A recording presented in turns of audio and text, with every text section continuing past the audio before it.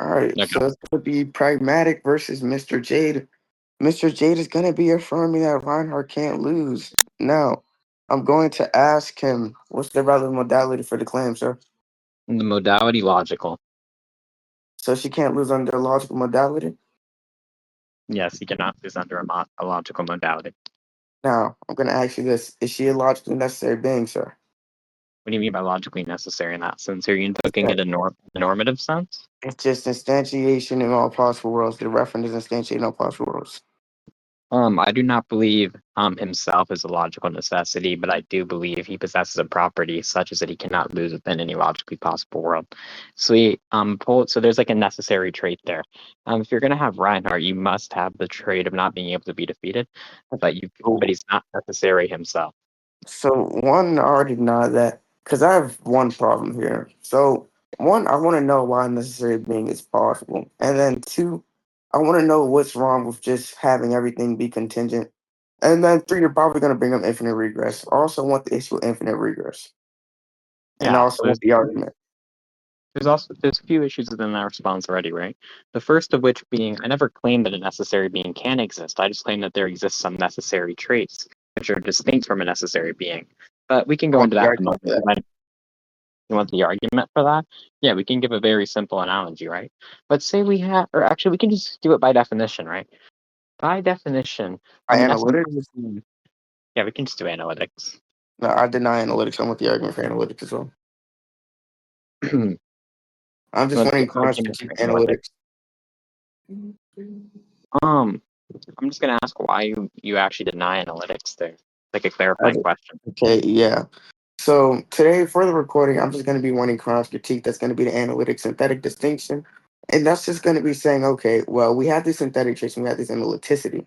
Seemingly there's no relevant distinction. And then given the fact that there's going to be no relevant distinction, and then when justifying analyticity, it actually seems to be leading back to circularity. So I've summed up the thesis and I gave you the motivations as to why I'm actually denying analytics. So I would like to be in presence of a motivation, sir. So you're just denying analytics based on the ground that there's no distinction from syntheticness, or what exactly? I'm denying it on the basis of two things. One, there's no relevant distinction between the analytic synthetic issue. And the three, it doesn't seem like analyticity actually has a response to how it goes circular. Now, then it doesn't seem to have an adequate response to like a meta level investigation there. Now, if that's the Okay. case, right, then So there's two issues. if it's the Or case, if that's the case, then analyticity is faulty. So I just want you to get over Quan's critique really quickly without yeah. straw manning the position. So the first one, right, being that there's no proper distinction, I actually disagree with that, and we can go under it via some example, right? Let's take two propositions, right, being 2 plus 2 equals 4, and our second proposition being the sun rises from the east, right? What do you take a And we have, proposition to be? what do I take a proposition to be? A truth app statement. Just a truth that statement or a declarative truth that statement? A declarative truth app statement. Okay, and this is grounded by what? This is grounded by what? Wait, what is it It's grounded by? Is it true in virtue of its meaning? not true in virtue of its meaning necessarily, no. It's just what I'm upholding to. Oh, I thought I could trap you and make you go back to analytics. Okay, yeah, continue, bro. Yeah. So we could just have these two propositions, right? Being one, 2 plus 2 equals 4, and two being that my bad. Two being that the sun rises from the west, right? When we have synthetic reasoning or just synthetic proofs of anything, right? We're kind of just going off of evidence, right? Or based off what we can observe or what Not we know. really. Nope, nope, nope, nope, Not, nope. You not can really, but have you you think can that have a non-inferential synthetic relation, and you know what that is, right? a non-inferential synthetic relation. What do you think that means? Yeah, when we're talking about non-inferential synthetic relations, it's just you can have this type of thing, okay, right? Obviously, I'm going to break down non-inferential. What it means to be non-inferential is that you can have this epistemically warranted claim. This epistemically warranted claim is not justified by the chain of beliefs, but yet justified by the singular set or the singular entity. So now, and what it means to have a non-inferential synthetic relation is that the synthetics, the synthetics they're non-inferential in such a way as which they can be epistemically warranted without these chains and these entailment relations there. So I deny that it actually has to be For a synthetic, so something synthetic, it has to be like some type of entailment relation or some type of evidence, because that would be an entailment relation given if there was evidence. So you can just have a non-inferential synthetic relation there. So that's kind of, and the issue with the necessary being, I'll lay out an argument for an issue for necessary beings. Actually, there's Okay, an issue there, right? All you did was define it and give a yeah. All you did was define it. Really, you didn't really provide an argument as to why this thing could actually exist or why this thing you actually didn't exists. ask me to do that. You didn't ask No, me I'm to gonna do ask that. you to do it now. So I Okay, pointed it out. you want me to do what? Prove you can have such a thing as Prove you can have such a thing. So that exists, because that's what you said at first. yeah. I'm asking you about such a thing such as a Okay, so non-inferential there's two questions proposition. there. There's two questions there. I want the meta-ontological thesis behind the ontic token, and also want the relevant modality behind the question there. Because obviously, if it's a logical one, you could just take like a truth table, and it'll be the case that it's actually not evaluated as true and false in the same evaluation. We can empirically instantiate that, let alone if I have to send the truth table there. But the reason you can have a non-inferential synthetic entailment there, or no, not entailment, I mean to say a non-inferential synthetic relation there, is because seemingly there's no logical contradiction. Now, when we're talking about logical contradictions, we're simplicity talking about P and not P's, right? So seemingly or defeasibly, right? If there's no P and not P, I'll actually write this out. I'll put in a formal argument. P1. If we're not, yeah, P1. If we're not warranted in believing there's a logical contradiction, then there is no rational option on the table to believe itself. And then P2 just affirm the antecedent, and you'll get your conclusion. Like um, Uh, contradiction. just gonna wait for him to finish writing it up before I respond to We're it. not, we're not warranted in believing there's a logical contradiction. Oh, shit.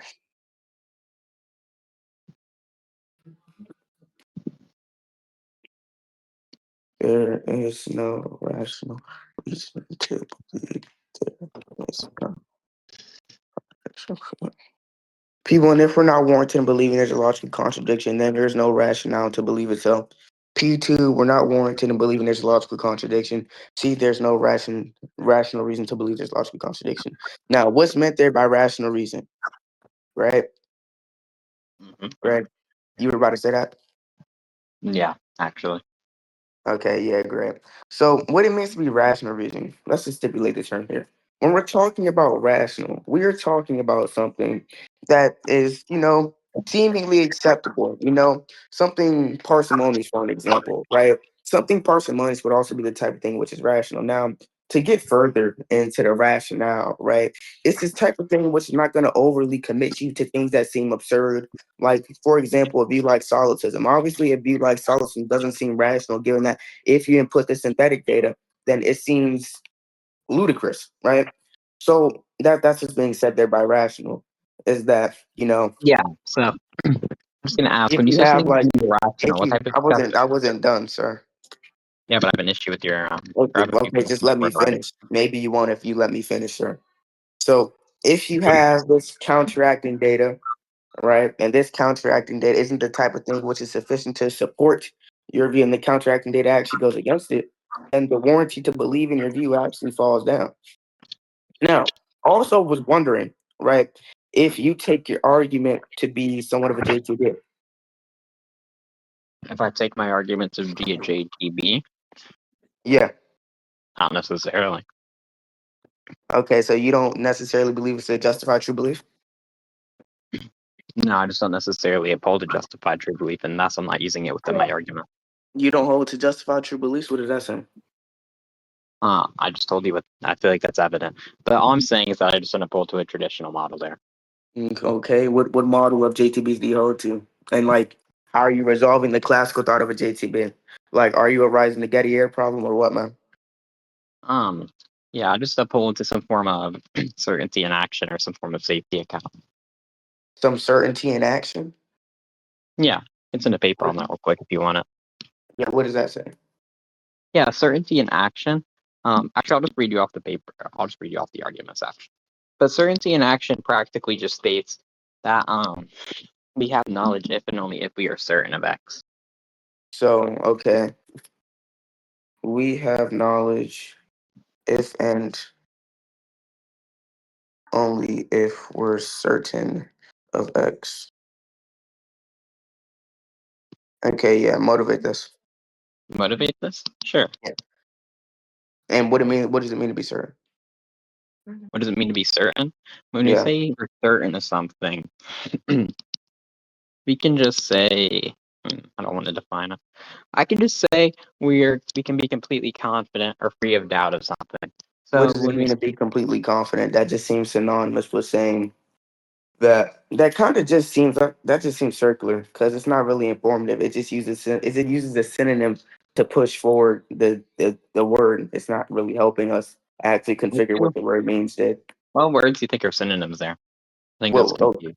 yeah, when you were taught, okay, synonyms are words or I don't different know what words a that synonym is. okay, I'm yeah, asking great, you great, what great, you great. think a synonym So is. yeah, I'm not okay. Let me answer the fucking question, then, retard. Yeah, if you're talking about certainty, right, and you say free of doubt or completely confident, then yes, those are synonymous words. That's trivially true. Wait. Okay. For one, that's very confused, as I never claimed the definition to be completely certain or free of doubt. I claimed it to be Yes, you completely did. certain and free of doubt. There's a No, distinction that there. was no. There was a district, not a condom. Now, right? So now that was not. Yeah, if we look towards the right, that is not what you said. And We can even check if the there's no, recording.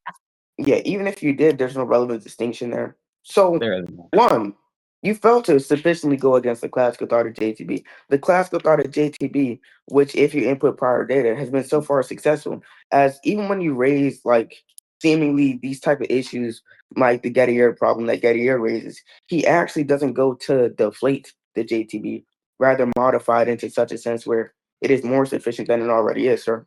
So this doesn't even seem to raise an actual objection to the classical thought of JTB, given that you don't have a motivation for what you're saying here, sir. Yeah, So there's a that's few issues there. For one, I that's never kind of when claimed it's it different. actually. For one, I never claimed it to be right, and I never claimed that you should uphold this type of stance either, right? All you've asked is if I'm I'm not. upholding JTB. I I did claim ask you to no. motivate it, and you tried to do it, sir, but When you did I try can't to do it. motivate? Wait, we can go to the recording for that as well. I I never mean, attempted yeah, to but motivate it to only there's no need to end it now. So for Jade, this is a clarifying question. Is this view the type of view which is a defeater to the classical thought of JTB? And is this the type of view that should be considered when going into this course of dialogue? And is this the type of thing which you are willing to motivate? Because if you're not willing to motivate it, then it has no credence in this conversation, sir. Yeah, so for one, it doesn't really offer a defeater to the classical account of the JTB, and for two, I feel no necessity to motivate it. Wasn't my intention in the first place. Okay, so it has no bearings in this conversation, correct? Yeah, I don't mind that. Okay, great. So now, what was the last point we were on? Oh, we were talking about. I don't know how we got to JTBs. I just asked you if you thought your argument was a JTB, but I mean, we can push forward though on to the next point if you want to.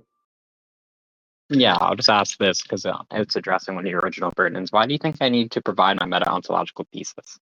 Okay, yeah. The reason why you need to provide your meta-ontological is because you're deploying onto tokens. Now, it's just doing a meta-level investigation, right? What does it mean to exist, right? Because if we have these, type of things, and you're saying, and we equivocate, because it's completely possible and probably probable for both of us to share different meta-ontological thesis, and and with that making different onto commitments. Now, if it's a case that we are making onto commitments, and we try to like push our terms into one another's argument, then prima facie it'll be equivalence. Now that's problematic. So when me asking for a meta-ontological thesis, that's just saying, okay, we could differ in the meta-ontological thesis. Now, to prevent equivocation, you should just provide that. Now, seemingly, obviously, you don't have one, because if you had one, you would just cash it out. So you probably don't have one, Jade, being realistic, and that's why you asked this question. But I was willing to answer it anyway. Okay, so for one, right? I'm just going to ask you, what type of meta-ontological thesis do you actually uphold to? Because the whole reasoning you want me to Okay, provide yeah. mine in the first place is due to the fact that you think we have separate ones, right? So I'll just ask you to That define we, yours so I'm we can saying that actually we compare. could have. Okay, great. Even this is because you don't have one, right? So the view I take personally on meta ontology is I take quantity view on ontology, which is just saying simplicity is to be able to bound variables, sir. And all that's saying is to be or to exist is to be under a quantifier. Now, what does it mean to be under a quantifier? Because Jade is going to ask me to motivate or justify this view in 20 seconds, give or take, which is going to be a burden shift. Now, right? What it means to be a bound variable. A bound variable is just anything under a quantifier, and a quantifier is just anything that brings over a certain domain, whether that be, something like for all, the reverse A symbol or something like that. But I know you're gonna ask me to motivate this view, and that's gonna be a burden shift. I'm just letting you know that. Yeah. So for one, why is it going to be a burden shift? I'm gonna ask you that. Oh, okay, bro, I got you. I got you. The reason that it was a burden shift is because I said one. I said you have to motivate. I asked you to motivate your meta-ontological thesis, right? And then now you are going to try to shift it onto me to motivate the what's it called? The meta-ontological thesis. Now, that's going to be performatively justified that it's burden shifts. Given that you have the burden on the table to motivate your meta-ontological thesis, right? And now you're going to try to switch it on me, right? So I was absent in a motivator for your meta-ontological thesis. Now you can subscribe to my meta-ontological thesis, which that'll look good for me in the right, because obviously my views are the type of one which are sufficient and correct most of the time, right, sir? So you kind of just will burden shift in the next 10 or 20 seconds, give or take, by asking me to motivate the meta-ontological thesis. Or, right, you'll either ask me to okay, there's two options. You either burden shift or you're asking me another clarifying question. That's a true dichotomy. Go ahead. Okay. So for one, I don't see why it's actually going to be a dichotomy there, but we're not even going to go into that. Secondly, right? I feel like your explanation upon why it's actually a burden shift fails to go over aspects that led to this, right? Because seemingly I asked you why I need to provide mine, right? And the whole reasoning is about the fact that we could have separate viewpoints, right? I ask you what your viewpoint is, right? And obviously you respond with this Quantian view, right? But there's an issue there, right? Obviously we could have separate viewpoints, but I don't really see why I ought to explain mine if yours isn't justified either. And thus I'll just ask you to motivate yours.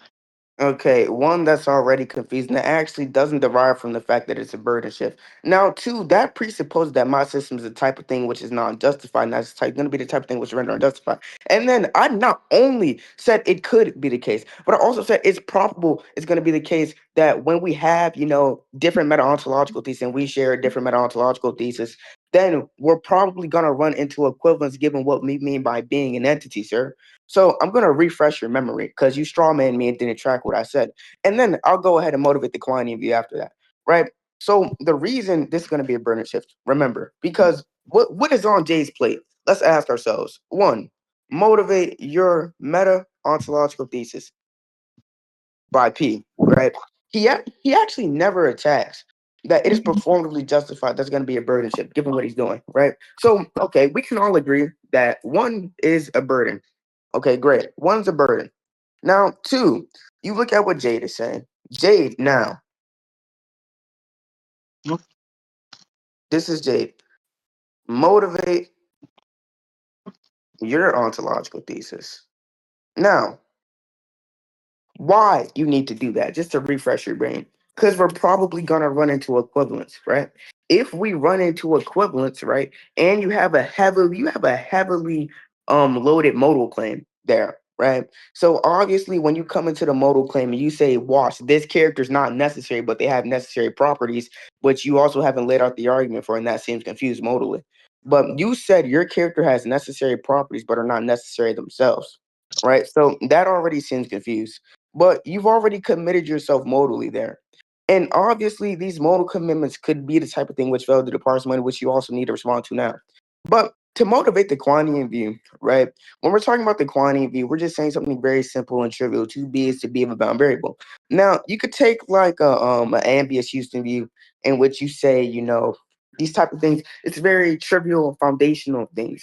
Given the fact that when you look at what it means, when you look at what it seems to mean when it exists, right? When you investigate what it means to exist, the convergence seems to land on this simple fact here, right? Is that you have it actualized actualized existence, abstract existence. You have all these different types of existence.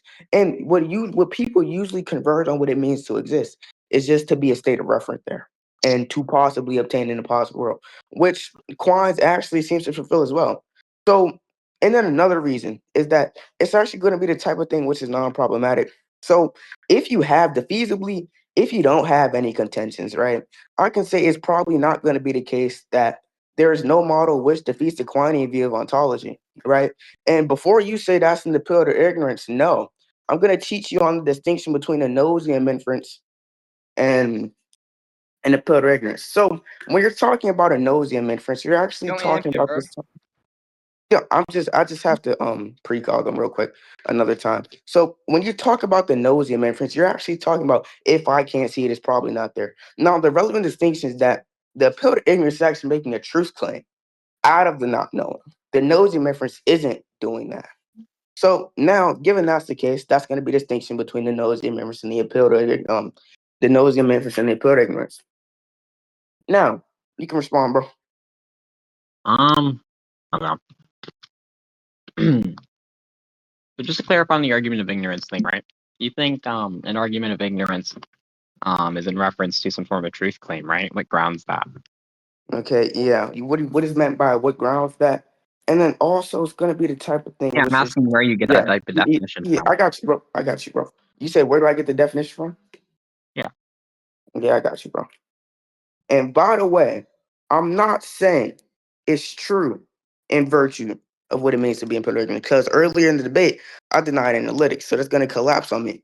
And that's what Jade tried to do. But no, Jade, I remember that.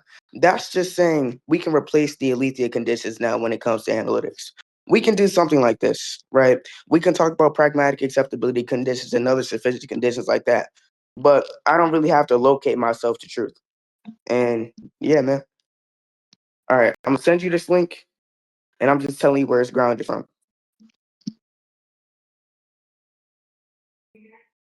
Okay. All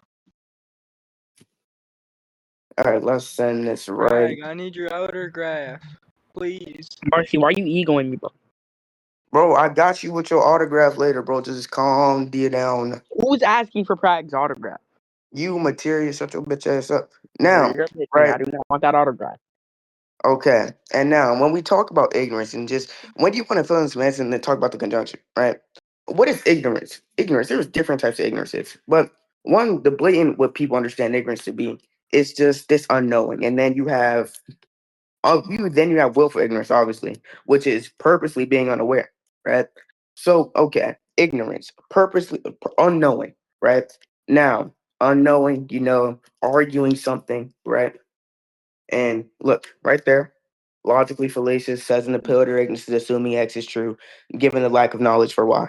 Now, right, if you look at the conjunction, then seemingly it becomes trivially true that an argument from ignorance is one in which just stating X is true given no Y, you know.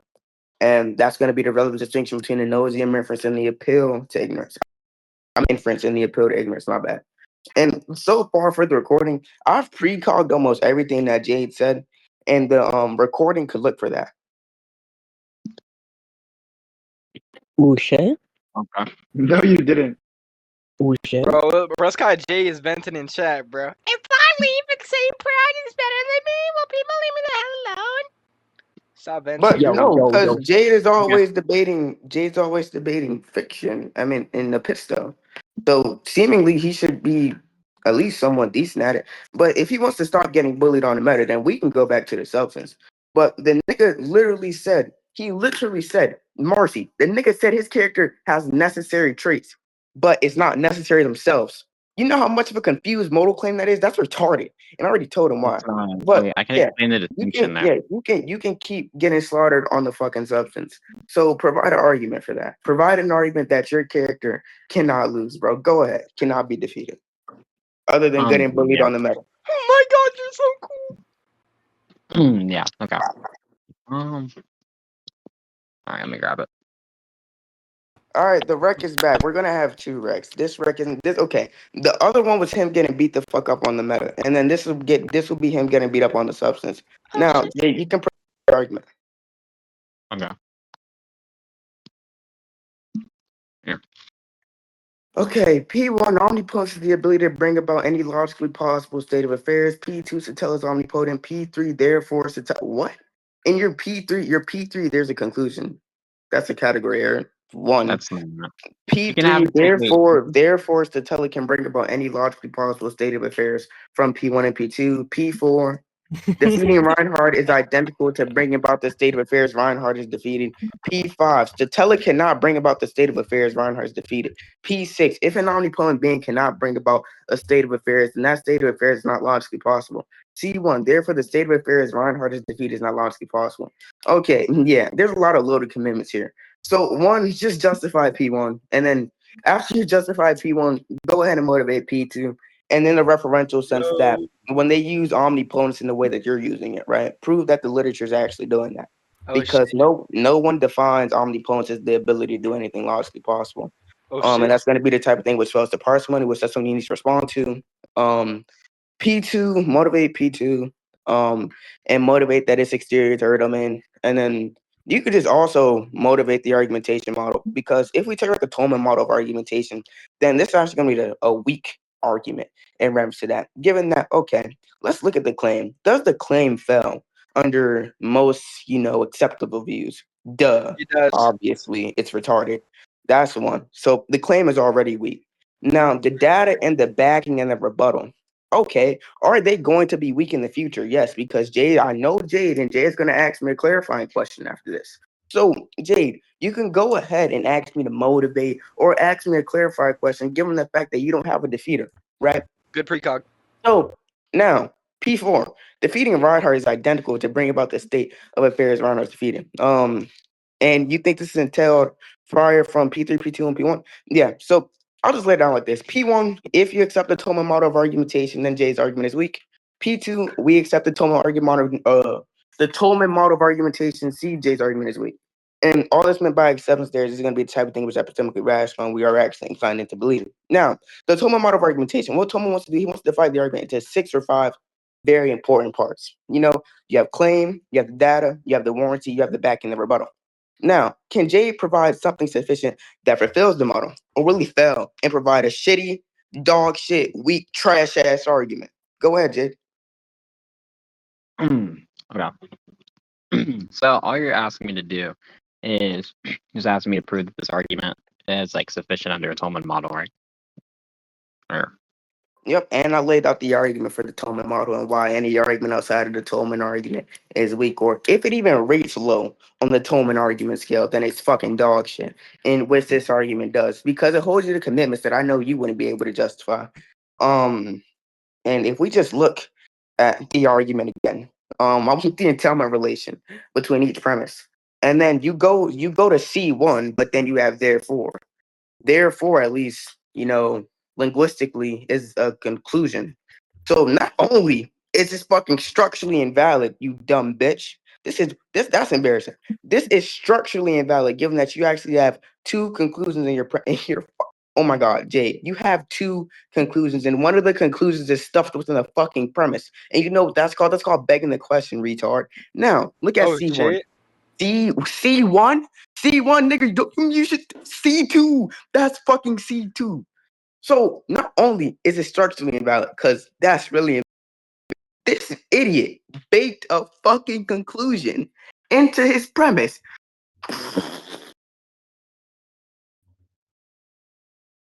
Yo, what a retard. Ain't that right, Bragg? Yes, bro, this nigga's fucking idiot.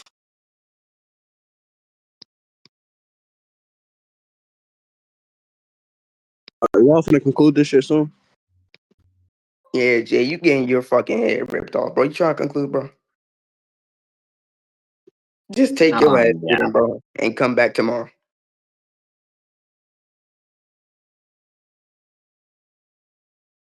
Did he just listen to you when you told him to leave and come back? Oh my god. Oh, he left. Why did All he right. listen?